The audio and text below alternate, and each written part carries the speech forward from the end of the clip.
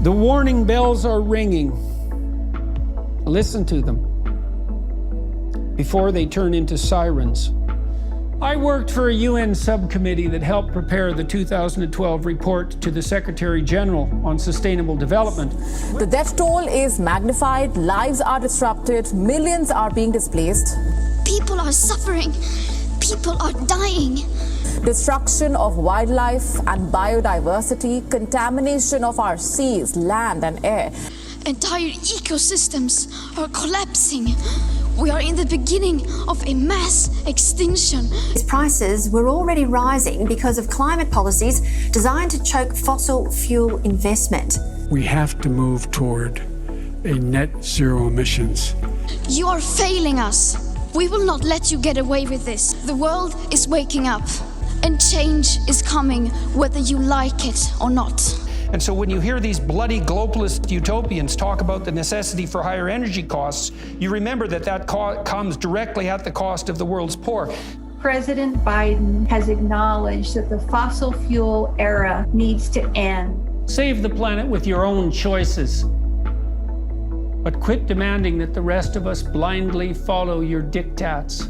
To take a world without producing oil, it's not just used for fuel. Motor fuel is just a small percentage of the use of crude oil. It is used in all kinds of plastics. If we eliminated from this picture everything that my clothing is going to come off, we're going to not have our phones working. I mean, plastics and the use of petrochemicals are huge in our society.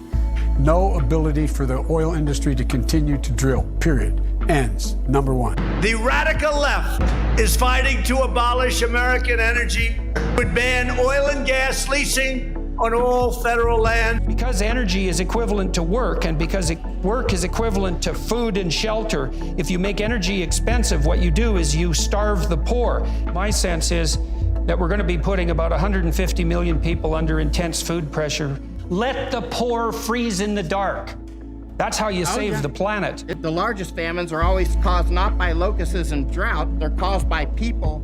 So what's all the net zero pain about? It's not enough for carbon-free alternatives to outcompete the big ones. To stop fossil fuels from causing further global warming, carbon-free alternatives would need to outcompete them all. So the only real alternative to stop fossil fuels causing global warming is to decarbonize them. We will not advance without resistance through the straits of your enforced privation. If you wreak your temporary economic havoc to eventually remediate the world, those whom you sacrifice so casually in the attempt will descend into chaos. We will not allow our children to be criticized first for having the temerity to merely exist, and then deprived of the prosperous and opportunity-rich future we strived so hard to prepare for them.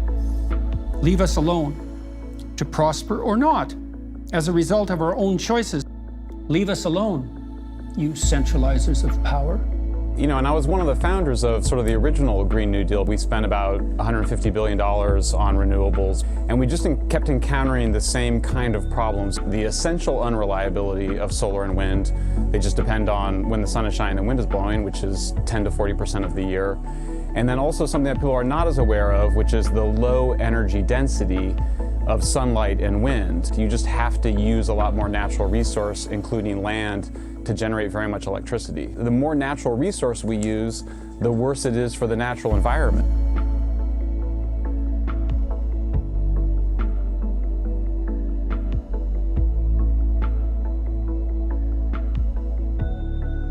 Germany is a captive of Russia because they supply. They got rid of their coal plants, they got rid of their nuclear. They're getting so much of the oil and gas from Russia. Who's so blind that they believed that making Europe dependent on Russian oil and gas for environmental reasons wasn't going to produce this?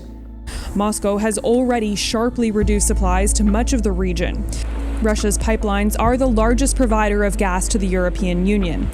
And now in Europe, we're so goddamn stupid on our energy policy because of these idiot environmental schemes that we've made ourselves pathologically reliant on the Russians, and we're going to bloody well see what that costs us. And I know the Germans are burning coal again because their switch, massively expensive and counterproductive switch to so-called renewals, has been another catastrophe.